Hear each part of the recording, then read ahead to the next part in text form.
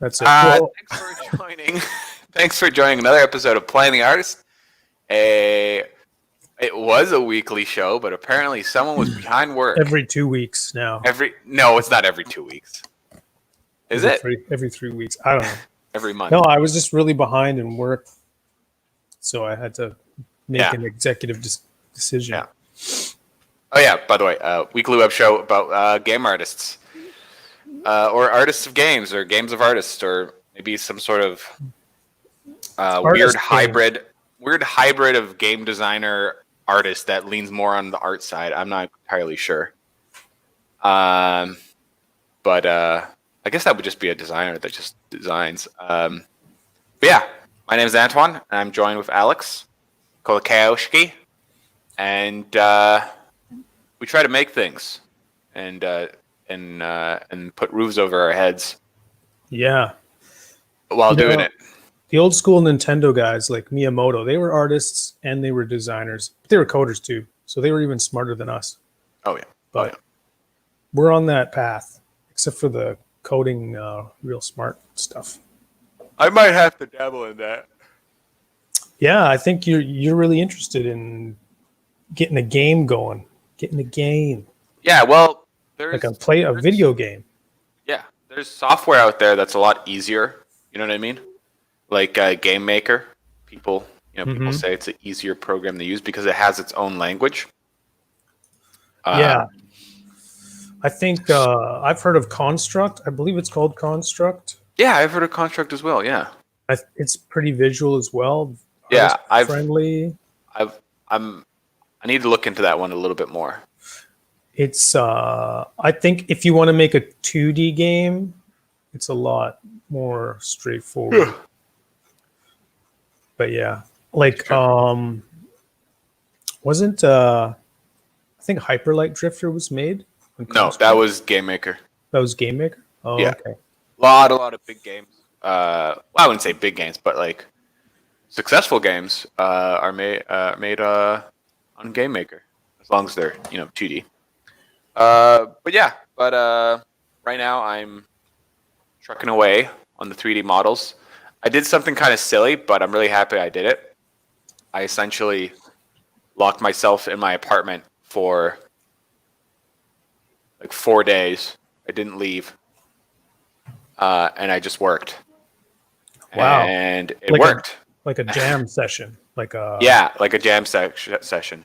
About 4 days. I would say 3.5. Because yesterday I got all my work done that I had to get done, so I had like a little list. I was like, I can't leave this apartment. I wrote it on my whiteboard and I wrote on a sticky note and I stuck it on my door that leaves my apartment. And I was just like, can't leave the apartment until all this work is done. And that's what I did. And all the work is done. So today is going to be a pretty chill day, which I'm happy because these podcasts do kind of take a little bit of energy out of me. And I'm going to go to the grocery store and just like pick up some groceries and stuff like that and just kind of bum around, maybe get something to eat and, block out the next piece. Well, it's already blocked out, but there's a couple little things I want to like have prepped for Zbrush because like Zbrush takes the most work out of everything. Because so I would say that's the work, right? Because like the creating part and like the designing part in like Maya, right? I like kind of blocking it out and like just and then there's like a lot of stuff where it's like, well, I could do that in Zbrush. You know what I mean? Yeah. And so like that's where like a lot of the work comes from. So so like I'm gonna do another push for like 3 days or 4 days, like a good push and get another piece out because these pieces are they're big pieces. Like they're not just like this is like another fucking weird square thing, weird sci-fi square thing with pipes and doodads. And but this one, there's a lot more, I guess. We're making like style, I guess. Like paths that need to connect. Is it a little more like? Well, all my stuff still is going to be you know, I want it to fit on an Endor 3, right? So the build volume is not that big, but I have to like think about like, okay, how is this going to print, and like what segments I have to cut out, and like how I'm supposed to like make these things kind of fit together. You know what I mean? And also be printed without supports, right? So that means when I cut the pieces, I got to make sure the pieces that are cut are also supportless, right? So there's right. That. But yeah, so I'm still not a professional. I feel like, if that makes any sense. Like I think you're more of a professional than me. I really do. I don't know. I think like making all your models like supportless like that are really no. That's not what I'm talking about. That's not what I'm talking. I'm talking about sitting down and putting in the hours, like restraining yourself and because there was like a week. Don't kid yourself, Antoine. It was like more like a month. Am I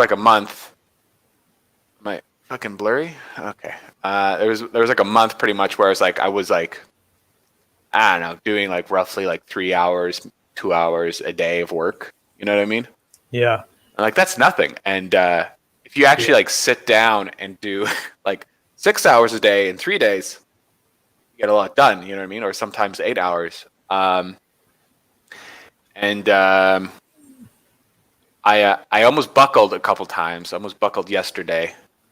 And the day before that, I was like trying to justify like, oh, look at all this work I got done in 2 days. I should go get something at the store. I should get ice cream. I should go for a walk or whatever. Reward yourself. Yeah, and even for a walk, I was like, oh, I should reward myself. But I was like, wait a second. If I do this, then I'm going to beat myself up because, you know, when you're trying to be a professional, you're the master and the slave simultaneously. You know what I mean? Yeah, yeah. So, well, like if I disobey the master's gonna make me feel bad, and it just happens that the master is also me. So then it's like a self-loathing thing, right? And then I get less work done. So I just like, you know, I think it's dangerous to reward yourself for like hours of work spent because like it's better. There's more of a job. I think it should be like when the job is done, when there's like a kind of like job you've done, accomplished a goal or whatever. That's like, you know, like last week was so busy for me trying to get all that shit done, and like basically every hour I had like that was free, like any moment I had that was free, I was like, okay, work's over. Okay, I should do a little bit of this and this and this, and then eat and then run, and then I have to come back and, you know, get right back to it. Yeah. And even like, you know, running and stuff was like, I know that if I don't do that, when I come back to sit down, I won't be like charged enough to like really do proper work. So even like even my breaks were kind of calculated. And so for the first 3 days, because I was doing this basically I was working really intensely from Friday up until I launched it on like Thursday. So yeah, about 6 days of just like, really just solid working all day. And I mean, you know, aside from the normal life breaks and whatever, but anyway, I felt it was a crunch for that period of time. But like you were saying, after 2 or 3 of those days, you might, you know, without a deadline or without a goal, you might think, oh, I'm doing a great job. I've been, you know, crunching for 3 days. Yeah. But it's like, because I had to get that goal done by that time, then it actually pushed me to finish the job. And then I didn't reward myself till the job was done, even though like let's say I took it easy and I didn't get it finished until today. You know, I spent an extra 6 days or something. It wouldn't be the end of the world. Like my patrons my existing patrons would still get their content and stuff. But it's like that date of the 15th was like, oh, that was like really held to a standard. Mm-hmm. And you know, not just for no reason, but like it's the later I deliver on my content, then the less time I have to promote it, because the month, you know, winds down pretty quickly after that. and that's your window to like kind of promote what you've done. It dries up. Yeah. Anyway, so yeah, I can see why you're struggling with the rewards, and because you feel like, yeah, that is good. I mean, yeah, it's great to get like 3 productive days in a row. That's like, Yeah, feels that's good. A goal unto itself. Feels good, man. Can you hear that? That's the amber ants. I can hear it. Coppers or something zooming by. They start pretty nearby. Hopefully everything's okay. Hey, congratulations on the 1,000 followers, by the way. That's a big accomplishment, I think. Yeah, I was pretty happy about it. I felt like, oh man, like Sam's a big help, obviously. You know, she knows what she's doing, and I would say more. Yeah. I would say a key asset. Yeah, she's so engaged, and she just knows how Instagram works. And I mean, don't get me wrong, like I'm putting out content every day. Like there's like work being put in on my end, but it's like without Sam, I'd be like a fire hose just spraying who knows at what. But like I feel like she's keeping me on the target of what to do. Who knows at what? I'd be just pissing on the wall, making a mess. But she's the urinal cone, or the urinal puck inside the urinal that keeps my stream. All right, don't have to make it graphic. And so I don't know. Yeah, so I was like so happy. I was like, I'm gonna tag some people because I've got 1,000 followers now, and they're gonna like appreciate my my what do you call it? I guess my leverage or whatever. So I had a little moment of not that much indulgence. Leverage. Calm down. Yeah. So yeah, that was fun. But I think like in when I started in February, or maybe even later, but I think I had like 160 Patreon. 160 Instagram followers. That was before Patreon and before Sam helping. And that was like only 4 or 5 months ago. So yeah, I think Sam has a lot to do with it, but also having like a regular schedule, like a regular routine, a monthly routine of work. Okay, at the 15th, we share this, and then this, and then this. And every month that goes by, it's a little bit more structured because like I'm just okay, when I'm done the illustration, I'll share that. And then when I'm done the all the slicing, like not slicing, but like the keying of the bases and stuff, and I can start sharing the mini, I'll share. It just like gets organized into all these iterative posts that just, makes enough content that every day you can kind of put something out. And then, sometimes people share like, oh, I printed this. And then before you know it, it's actually not too hard to share something every day. But you don't have like a regular cadence of like releasing something. So it's hard to get into a cycle, I would think. Yeah, that's true. It's true. Well, the more stuff I make and the more stuff that's made for the Kickstarter, I can share.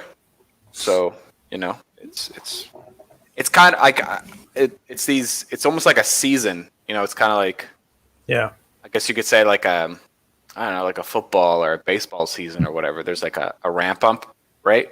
And then it has to get to the playoffs. And then it has to get to the actual final game, which is the Kickstarter launch. You know what I mean? That's Oh, yeah. That makes any sense. So it's kind of like this kind of ramp up, right? And then hopefully you like bring people along with you. What are you staring at?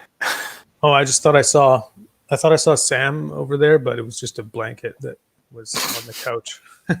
Very, very similar. This blanket's very similar to Sam. But anyways, it's just like this kind of wave, because I was having kind of a little bit of anxiety of like, oh, I'm not posting enough kind of thing. I don't really have anything to post or share. And I was just thinking like, but I didn't have anything to post when I started my when I like decided to like do this as like a full-time gig. I didn't really have anything to post. So that's how I'm kind of just treating the thing. It's just like the time will come when it's like ready to start, you know, things will, you know, come along and get in line and start, you know, moving. I just need to sit down and do the work. I actually set up a rough draft of my Kickstarter page, and I actually can send it out to get it approved right now if I wanted to. That's good. But I still need to like, you know, fill out certain stuff because I have a feeling I'll get rejected because there's, you know, there's a bunch of little placeholder stuff. But yeah. Would they reject it though? Like, I have no idea. I think they run like a script or whatever, and then the script like looks at stuff or like tries to find words or pictures or something like that. It'll probably get flagged. It'll probably get flagged for like, I don't know, for something. So I could probably get it approved now, but it doesn't really matter because I'll get it. I'll get the approve process going once I'm like, I don't know. I would say once all the core set models are done, I think that's when I'll start. Then I'll start segmenting some time more towards the Kickstarter page to get it all up and running and approved, and then I can have the page for, you know, when people want to follow the page when it gets, you know, so when it's ready, they'll get notified when the Kickstarter is ready. So yeah, that's the way I see it, I suppose. But yeah, I'm just, like I said, just it's gotta make these goddamn models. Yeah. Excuse me. I mean, like one. Now you're yawning. Sorry. I don't. Yeah. I wasn't even looking at you. I just was like caught a listen to that yawn. It was all it took. But you could treat your social media kind of like, you know, how you would treat like an art director or your lead at a studio where it's like, here's my daily work. It's like, here's what this is what I did today. And you spend a few extra minutes working, just a little presentation kind of. Yeah. Well, it's just, the thing is, sometimes the work it's so like rough, and it's just like, nobody wants to see this shit. Yeah. Maybe, I don't know. Maybe some people might see though. the rough stuff. There's a lot of people who are aspiring 3D artists. Yeah, miniature artists. There's a guy I just started a Discord this week for the page. Oh my god. And there's one of my patrons was sharing me. It was his first ever model in Zbrush. That's crazy. And he's going to 3D print it. It's like he's starting like, I don't know. Like I was using ZBrush and modeling for like years and years and years before I ever got to print something. Me too. And like he's going to start like first, you know, little monster, you know, you ever scribble up in like Dynamesh, just gets to print it right away. I was like, oh, that's pretty cool. He's going to be really engaged. Mm-hmm. Hopefully he sticks with it, but that would be a really fun entry into for sure 3D art, I think. Here I go again, yawning. Yeah. Sorry. Oh man, I had an injury. I forget what it's called, but I think they call it like bird shoulder or whatever, or something like that. And it's when your shoulder blade actually sticks out. Oh. Yeah, and so like my back wasn't flat, like my one shoulder blade was like kind of poking out, and I could feel it, and I would reach in behind my back. Sure enough, like I physically was like sticking out. When I would go on, I have a foam roller. You can actually see it back there, foam roller. And when I would roll my back out, it was like a speed bump, like clunk, clunk, clunk, clunk, clunk, like on my shoulder blade. I was like, "What the fuck is going on?" And that I had that the whole time. Those 3 days of crunch, and like just yesterday, I was like in my bed, and I was like, this thing is bothering me. I need to fix it. And so before I went to bed, I just quickly YouTubed like shoulder blades sticking out, right? And then sure enough, like there's like, some exercises for it. And I did this stretch, and I hear like you've eaten Rice Krispies, right? Yeah. Rice Krispies, like, cereal, and that crunchy pop, right? That noise happened in my shoulder blade. Ooh. And then I felt essentially electricity go up my arm to my wrist. And it's a lot better now. Oh shit. Yeah. Is that crazy? Like, yeah, you was just like stuck on the other side of a tendon or something. I don't know. Nerve. It still feels weird, but it's not sticking out anymore, right? Yeah. So it's kind of like a little wobbly and weird. So I'm still doing the stretches, and I'll probably have to be doing the stretches, for at least a week or a few days till it gets to like fully back to normal. But so your mousing arm, arm, it's keyboard my right arm. arm. It's my right arm. Yeah. So I think it might have to do with my stylus and the way I'm holding it, or just the way maybe my chair. I'm not entirely sure. It could have happened from anything. Who knows, right? I could have I don't know. I could have stretched weird, and then I just didn't like address it afterwards, kind of thing. I have no idea, but very important. Take care of yourself when you're sitting down in a chair all day. Yeah. Doing some range of motion would be good to do. Oh yeah, for sure. But I don't think it's like, I do exercise and I do stretching, but I think it's like the long periods of sitting and not doing anything. I think that builds up over time a lot more than, and I think like in the process of just sitting for like 6 hours or 3 hours even, or 2, I don't know, there's just like your body just starts to kind of like lean a certain way, and then it gets comfortable, right? And then it kind of just leans into that one groove, right? So they say it's like you're supposed to like get up from your chair every 20 minutes, which is like, that's stupid. Not going to do that. You won't get any work done. Yeah. But I think if you could do it every hour, or maybe even every 40 minutes, I think that'd be pretty beneficial. Do some downward dogs and some other stretch routines. Well, you got something in your mind, you're just kind of going, yeah. Yeah. I do. You got something to say? What's up? We had at EA, we had a posture specialist come in. One of those people that assess. Were you there for that? No. Oh, no. It's because we were sitting in. We had a weird setup for a while because the studio was like so like inundated with employees at a time, and she was saying that like, your proper posture while you're working is like important, but it's not really going to make it or break it at the end of the day. It's like, doesn't matter what your posture is, if you're sitting in the same way for like all day for 8 hours, you're going to develop issues. And that it's really important to like, that's why standing desks are important, not just because you're standing, but like it offers you another way to like be at your desk in a different position, like changing up how you're sitting. So like, even if you were to say, change your chair height, maybe but like, there's like yoga balls or like those kneeling things.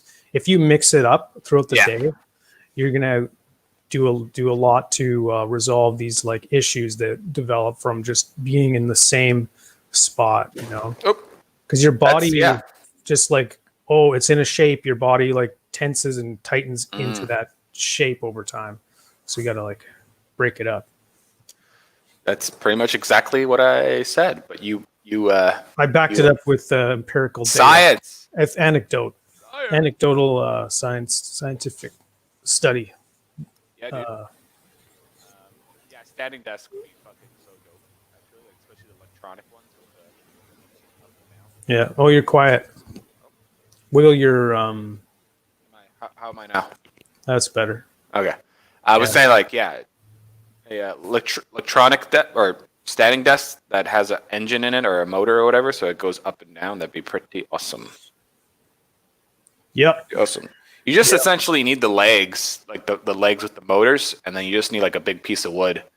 Like you could sand that down and varnish it or whatever. The legs with the motors are probably like that's what makes them expensive. Yeah, like Of course. where are you gonna get that? Kevin, that's what Kevin did. Kevin Brunt. He made his own. Yeah, he just got the legs, right? And then he just like got a big piece of wood. Yeah. He sanded that down, and then he lacquered it or whatever. And he has a nice big wooden nice table, standing table. Standing table that's electronic. Yeah, dog. So what are you gonna do? What am I doing? What am I doing? What are you doing these days? I just want to start my next figure. I have a pretty good idea of what it's going to be in my head, but I need to actually I want to get ahead of the game a little bit and put some time in this weekend. So I think Saturday I'm going to try to do that. What else is going on? Oh, we had the map contest. Oh yeah, that was the cool. Winners. Yeah, it was fun. Yeah, we picked the winners, and it was pretty cool. Like the first one we drew was like, one of my patrons who's like a super fan, kind of. I mean, I don't have any super fans. It's just like one of my more like engaged fans, I would say. So it's pretty cool. And then I sent a couple more out to one that like this podcast that has been the commoners who've. Yeah, might as well mention them. They've been giving me a shout out. I sent them some models and they give me shout outs. And so I thought, and then they did that a YouTube video, and I wasn't asking for it or wasn't expecting it. But they did like this really cool YouTube video where they're playing D&D with one of my figures, right? Cool, so dude. I was like, oh, that's perfect. And so then I said, oh, I'll make sure you guys get a map. I'll set one aside for you. And they were really happy about that. And then there's another guy, Pablo, who's I think he's in my merchant tier, but he might just I can't remember. But again, he's like pretty engaged, and he's when I post stuff on like I'll post like, oh, here's my latest release on a Facebook group, and somebody will ask, oh, how does it print, or like I don't know, I'm thinking, and then Pablo will always come on and be like, oh, it's great, the models are so good. He's like always like first to reply to those people before I can even get to it. And it's like a big help to have somebody else say something who's not me, positive. So I was like, I'm going to set a map aside for you two, because I really appreciate like just, he's just autonomously posting. So it's like, that's pretty cool. And I got like, all in all, I have almost 60 of those maps, right? So you have 60 of those things? Yeah. Oh my God. I got a buttload of them.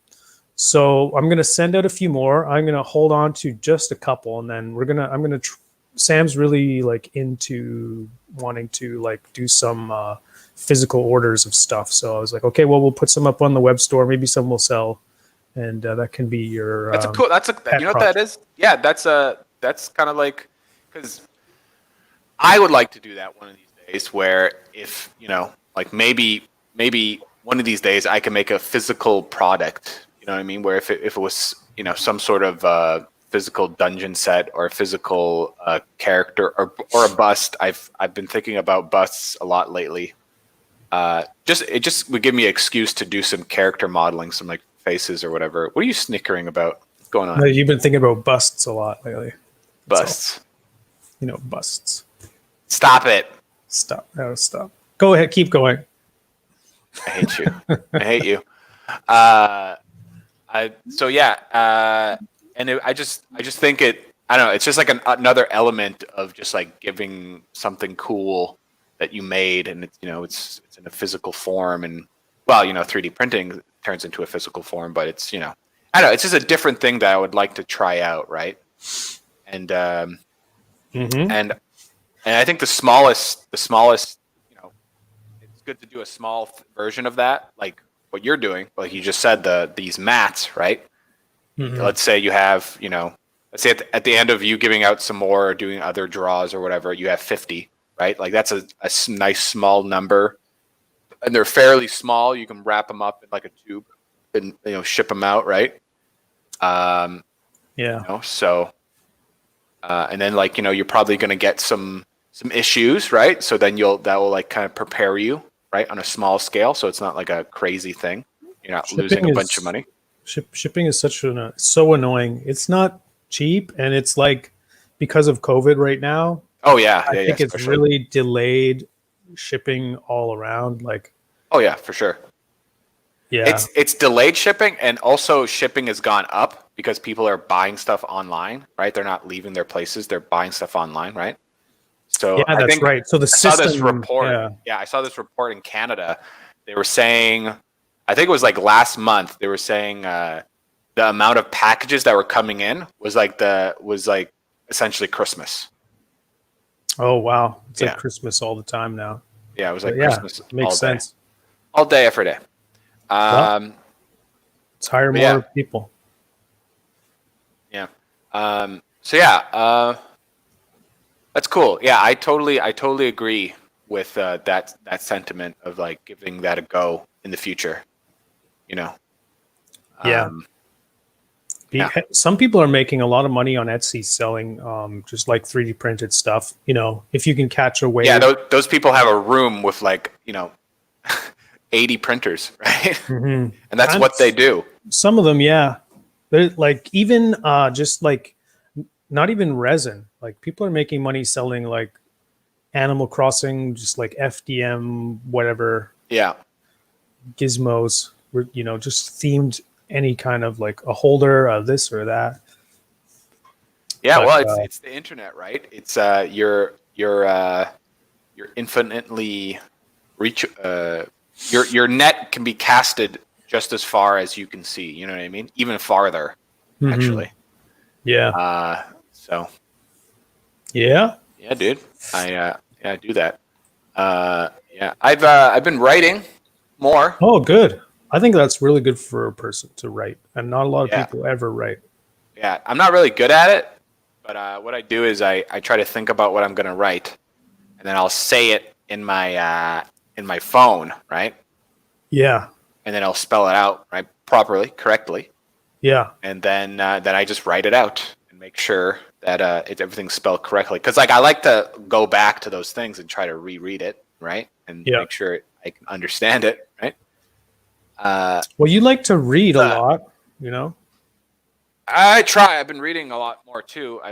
I just started to reread marketing. All marketers tell stories by Seth Godin, and I've been kind of revisiting Seth Godin's kind of world. And if anybody's listening that don't know who Seth Godin is, he's kind of, I guess you could say, he's essentially the person you need to listen to if you need to sell something. And I don't mean sell something in a bad way or marketing in a bad way, but the way he talks about it makes a lot of sense, and it doesn't feel scummy. Like he's like, there's a lot of passion behind it, and it's very, I don't know. There's more substance to it instead of being like, yeah, we're gonna sell these products and make millions. Like he doesn't even talk about money really. He talks more about like trying to like reach people and how you should what's the word I'm looking for? Approach trying to sell something or give a service to somebody, right? Yeah. Instead of being like, oh, I need 10,000 Instagram followers, and I need to sell all this product, and and then you try to do it from any means necessary. He doesn't really talk about that. He talks more about, like I talk about all the time, telling a story. Like what's your thing? What's your, like, how do you get these people to engage with your product? Like what's the service? Like what are they going to tell themselves to believe what you're offering, right? Mm-hmm. And so I think I know it, but I'm re-diving myself into that world to see if I can, even understand it more. And maybe I forgot some things along the way. It happens, right? And also, do you read any fiction? Do you ever read fiction? Do I read fiction? The only fiction books I've read that wasn't from school is Animal Farm, and so I'm just looking at my books. Animal Farm and the Lock and Key series, which I really recommend. The Lock and Key series. It's on the Netflix show. Yeah, I've seen that. What, the TV show? The Netflix? I've seen the little square on Netflix. Oh, okay. You've seen the little square. Okay. Yeah. I highly recommend the books. I really, really, really do. Oddly enough, reading Lock and Key got me into reading like Stephen Pressfield's War and Art, and then like reading these other. Oh, really? But yeah, no, totally. Because it was. Sorry, go ahead. Sorry. How the link between War on Art and the Key come up? Lock and Key. The Lock and Key seems like different. It gave me some because I have a learning disability, right? So I'm not very good at reading and writing, especially not writing. But I can manage in reading. And Lock and Key was so engaging and interesting, and I really wanted to read it. It gave me confidence to be like, oh wait, maybe I can actually read some like grown-up stuff, like stuff that doesn't have pictures, right? Oh, I see. So it gave me some confidence to like, let's. I heard about this book, and I heard it's like a good book, and anybody that's a creative person should read it. And so I was like, I might as well try. And then I fucking bought it, and I loved it. And I bought you a copy, and I think you didn't even finish it. I don't remember. I don't think so. You bastard. You should revisit it. You should revisit it and try to read it. I felt like I was getting the gist of it as I was reading it. Okay, well that's good. But this is one thing I learned from this other. I forget this dude's name, but very, very intelligent, and he talks about wealth and like how to essentially the method of success and the method of just like learning as well.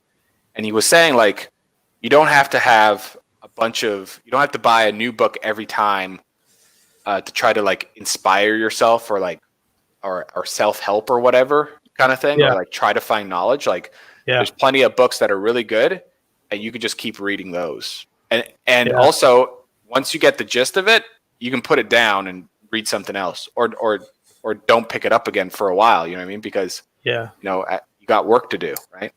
Definitely, man. And I think reading fiction has a lot to offer when you're writing, because like, well, you're probably cut you off, but you're in a different kind of little world because you write these little characters up. You know what I mean? Yeah. You kind of need that, right? Yeah, and I think like short story fiction is really helpful because it's so every word is like in those kind of books, like each word is a bit more important, I feel. Yeah. I'm sure that, in long form novels, they, sweat over what they're writing as well. But, they're still, they're telling, it's just like, you don't get to go into detail in a short story. You have to the author has to really suggest what's happening in as few words as possible and really paint that picture without just a ton of description. And I think that's helping a lot. And it's like you said, like not reading a wide array of, I mean, that would probably help too, but I'm pretty narrow. I'm reading like Edgar Allan Poe and Lovecraft, and like even those two are not far from each other. Yeah. So it's like really they're like my writing parents, when you talk about having art parents, they're my writing parents. And I don't need to go they're pretty much in line with like where Tiger Skull is. Like the mood of a Tiger Skull is kind of the dank, kind of semi horror, semi kind of, I don't know, just like creepy, eerie horror. Although I think my stuff is a little bit more like flashy and kind of not really. Yeah, your stuff is a little bit more flashy. It's a little bit like cartoony or something, almost like Power Rangers. It's like if Power Rangers met Lovecraft. Is a little bit. That's funny. Power Rangers meet Lovecraft. Yeah, I see it. I see it. Yeah. Yeah, because I put a lot of like razzle dazzle. Gauntlets, gloves, masks. Yeah, exactly. And but yeah, so then those are my writing parents, and Cool. I don't know. I think it's important. Yeah, like I totally agree with you. And what's good about short stories is like in over the course of a book, you're reading Can I make something clear, by the way? 20 stories. When I mean by writing, I just mean like journaling and also like my game ideas. Oh, like that's what I mean by writing. Well, if you're just documenting, it doesn't really, as long as you understand it, it doesn't really matter how it reads. Well, it does, because I want to I want to make the words as impactful as possible, right? Mm-hmm. Like I'm trying, like when I'm writing, I'm not like, I have a good day today.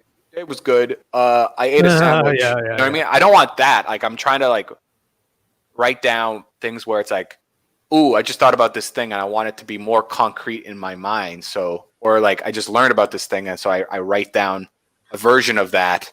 You know what I mean? Yeah. To try to like be impactful, because I'll reread this, you know, in a few months or whatever, and I want it to hit me just as hard as the first time learning about it or like thinking about it or whatnot. You know what I mean? Yeah. And then also the game ideas are important, because a lot of times my game ideas are stupid and they don't make sense, and so it's good just to get them out there so I don't think about them anymore, right? But then, oddly enough, once I write down the stupid ideas, it leaves up so much room for like other ideas to come in.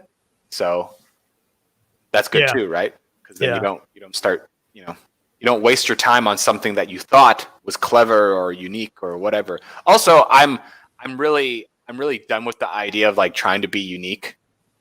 You know what I mean? Like what's the worst thing of like not being unique, not doing the work when you have nothing to show? You know what I mean? Mm-hmm. So, like this Kickstarter I'm doing right now, it's nothing unique. It's like gothic, dark horror, kind of dark fantasy, you know, skeleton faces and like pointy things and spikes.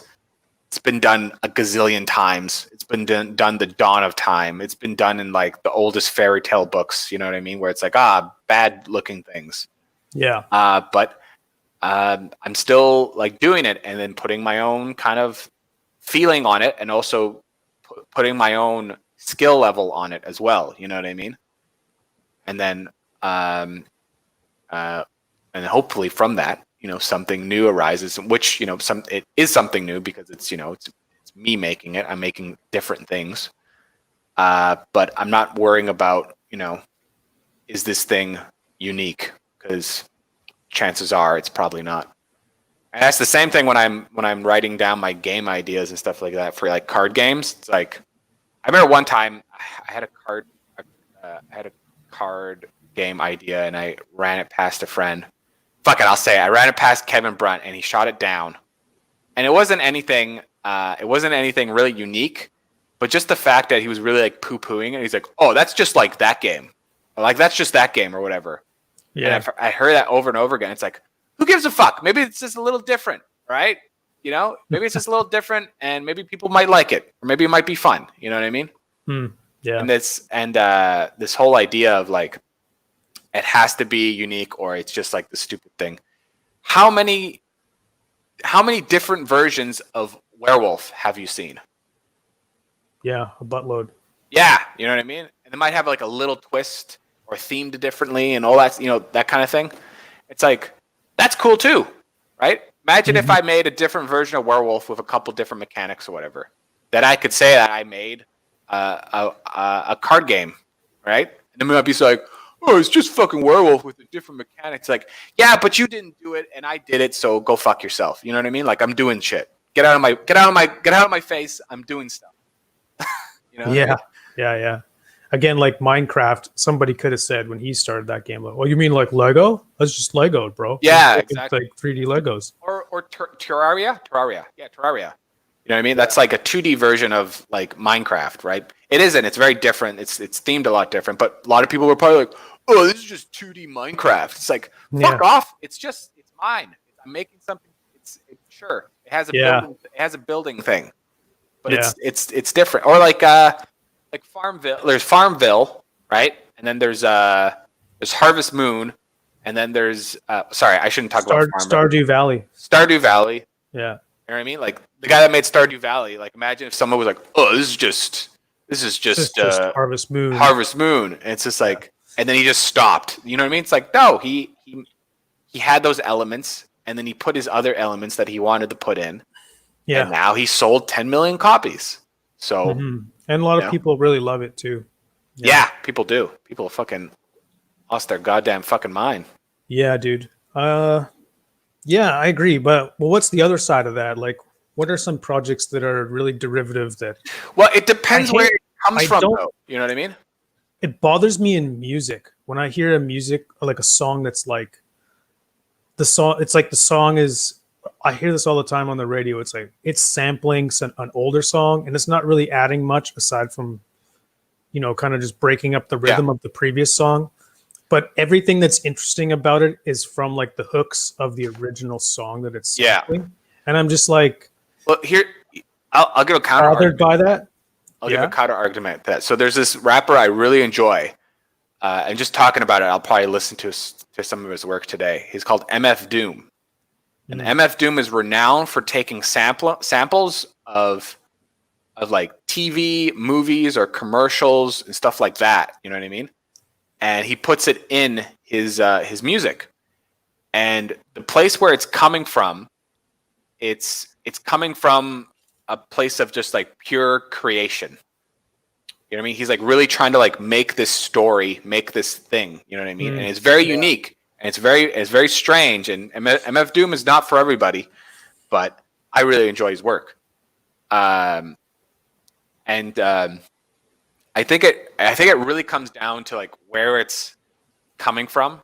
You know what I mean? Because like I don't hate all sampling, and it's not like I hate that as a tool, but exactly. But I really think the intent of somebody when they're making something, and the intent they're using that sample or that drum beat or that little hook or whatever.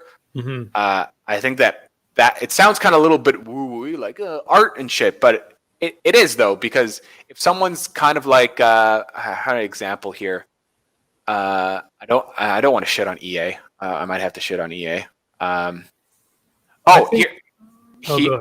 was gonna say like, so remember when everybody, like when Fortnite came out, everybody was like, oh, battle royale, everybody make a battle royale, and all those battle royales failed, except a couple made it through the cracks. You know what I mean? But they took the battle royale model and they use that as kind of like a stepping stone to make something else. You know what I mean? It wasn't just like making a battle royale for the sake of making a battle royale, or like shoving a battle royale into this existing game because that's what everybody's playing. Well, that's what Fortnite did. Yeah, that's what Fortnite did, and they got really successful. But then everybody else was like, we got to do this now. You know what I mean? Yeah, but Fortnite was inherently a different game. Oh yeah, at its core than PUBG. It had zombies in it. Yeah, it had zombies in it. That's what the game was. Well, I think it would bug me. I think what bugs me is when you sample something, you're like creating something that already existed, but it's the experience isn't as good, and you feel like it's like if you're playing Minecraft and you're like playing it, you're like, I would rather be playing with Lego right now. Like, why am I doing this? If that's the impression that you're getting because it's not adding enough, that's the danger zone. Well, when you're listening to a song if it's not adding anything new, or it's not adding enough, like you said, it's because the person that made it are just phoning it in. Like, you know what I mean? Because that's what I mean by when they're like, oh, let's add a battle royale to Battlefield. You know what I mean? It's like they played it for like a month and everybody forgot about it. Why? Because they just shoved it in because they were just like, well, this is what everyone else is doing. You know what I mean? They weren't really. They had a little bit of gimmicks, like different things, but not really. For the most part, it was still the same thing. And that's why, like a game like Apex Legends or whatever, Apex Legends, that game is still around and people still enjoy it because they have very similar elements. You know, they have like the area shrinking, and they have these like squads fighting and stuff, but they have no fall damage. They have all these crazy different weapons. They have all these characters have all these different abilities and stuff like that. And then you can get a character if you're with a team. You can get a character. You can like if they die, you can like spawn them back in, but they spawn them with nothing, no gear. You know what I mean? So like it makes a different dynamic, right? And like they added a bunch of other stuff that made it more than what the existing product was of a battle royale. That's what I'm talking about. So the sample that you're hearing, and it's like just like, oh, it's just a fucking cool sample that's on top of the thing. It's because they were just like, oh, this is a cool sample. I'm just gonna shove it in there because it's cool. You know, it's like, no, if there's no like effort behind of what they're trying to shove this thing in, then then people see it for what it is. People see like you're just shoving this fucking thing in because you think people like it, and other people are going to be like, yeah, this thing is cool and we like it, and it's just like this other thing that's cool, and therefore we're going to spend time and money on it. And that never really works. It might work for like I said, for like a month or 2 months, but after that it dies out, right? It's a fad, right? That's what a fad is. Yeah. Yeah. Do you remember when Alien Ant Farm covered Smooth Criminal, that Michael Jackson song, like in, I don't know, the early 2000s or something? First of all, Alien Ant Farm sounds like the worst band ever. they sound like they have a couple of horns in the background. They have horns? Are they a ska band? That's what they sound like. They sound like a ska band. They were like kind of, you know, that like kind of screamo, a little bit screamo. Oh, Alien Ant Farm. You know what? That name actually starting to ring a fucking bell. Alien Ant Farm. Yeah. They had a really good cover of Michael Jackson song, and I'm sure they had a few good years of touring based off of that. But then no one remembers, and people still listen to Michael Jackson. Yeah, there you go. And that's not, I don't know, that's not where I want to be, at least. For sure. And that's not the stuff that I obviously listen to or indulge in. Yeah, but that's sorry, what did you call it? It was like a remake or whatever of Smooth Criminal. It was a cover, yeah. So it was just like that's just a cover. Radically different. It was like a radically different sound to it. You know, it wasn't like a '80s synth pop kind of song like it originally was. Yeah, it was a screamo. You know. Yeah, I know, but he's not really. He's just adding a different coat of paint. That's all he's doing. Yeah. You know what I mean? He's not like taking like maybe some actual like elements of the song. Why does this song sound good? You know what I mean? Like there's like a rhythm to it, and there's a certain like pacing to it. Like imagine if it's arranged masterfully and has, like if he took some elements of that and like spiked in something else that from his screamo background or from like other screamo bands, like if he tried to like blend those two in and make it something like wholly unique. Well, not necessarily wholly unique, but like putting like really kind of like, I guess, I don't know, make it, it's like a peanut butter and jelly sandwich, right? You can't just be jelly. Got to have the peanut butter, right? So, and I know you love peanut butter and jelly sandwiches. I do. Hey, Fabrice, how you doing today? Yo, Fabrice. Did you miss us from last week? He says no. Just kidding. He didn't say anything yet. He did. But do you understand my point that I'm making though on the whole idea of like of being unique and like and then also like you know taking and like you know what I mean? My whole rant. Am I making something clear? I don't know. Maybe. I think so. Christ. I think you're onto something. But we're gonna have to get to the bottom of it next week. We're getting close to time here. Yeah, I know. It's time to wind down. I didn't think I would have anything to talk about. Then you started talking about fucking. Then I started harping about uniqueness and how it's kind of bullshit. Yeah, because Kevin took a poo-poo on your Kevin utterly ununique game idea. Yeah, to be honest, it wasn't unique. It was essentially Bang. You know Bang?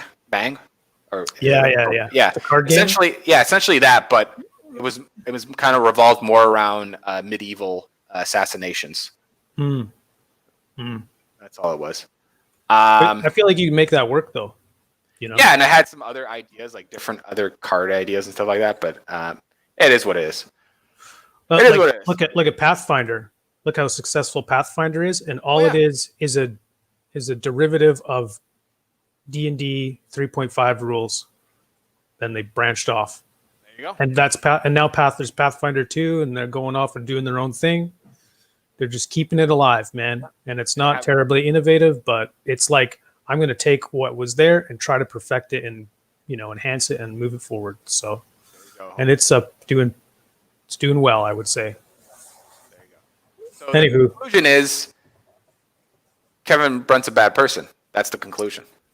Yeah, I don't know. Yeah, I mean, if you're really passionate, Kevin Brunt is not a bad person. If he ever sees this, probably won't. But he's not a bad person. He's a good person. I think if you're really passionate about the thing, you're going to have something to add to it. Just by what you love about it is going to be enhanced in your approach. But if you're like, oh, the market needs this, that's what I'm talking about. Yeah, and that's like probably not a good place to start. No, definitely not. Because this is going to make me some money. That foundation is rotten. You know what I mean? It's only good if you're like in finance that's how you think if you're in finance or something. Yeah, but that's only good in the short term. You know what I mean? You can't build off of it. You know what I mean? That's why I'm saying like that's a rotten core, and then sooner or later that foundation is going to fall apart. If you build on your if you build on like true and good intentions to like make this thing more, there's a chance that it will keep growing. Yeah. Anyways, okay, let's wrap it up. What are you up to this week, or where can I find you? Where can I find you? I'm lost. I was going to say, thanks for joining another episode of Playing the Artist. If you want to help out the show, please follow us on, I was about to say Facebook. We don't have that. You can follow us here on YouTube. And give us a like, give us a follow, not a follow, subscribe. Leave a comment. Tell us to talk about something or tell us to just shut the hell up. We're on every Tuesday, usually. Every Tuesday at 8 o'clock Pacific time. Alex, where can we find you? Yeah, you can find me usually here every Tuesday. But other than that, Instagram.com/TigerSkullRPG, Patreon, TigerSkullRPG, TigerSkullRPG.com, all that. Just type it into Google and see where it takes you, my friend. See where it takes you. Yeah, man. Well, that's did we get you? We can find you on My Mini Factory or something. Yeah, you can find me at Forbidden Prince on Instagram or the tweets, and as well as Thingiverse and My Mini Factory. You can print some free models if you go visit there. Yeah. Mm-hmm. So do it. Goddammit. Cool. All right, Alex. You have a good All right. one, and I might see you this weekend, maybe. Yeah. Let's try to make something happen. Yeah. Okay. Spider-Man 2. Spider-Man 2. Let's do it. All right. Bye. All right. Bye-bye.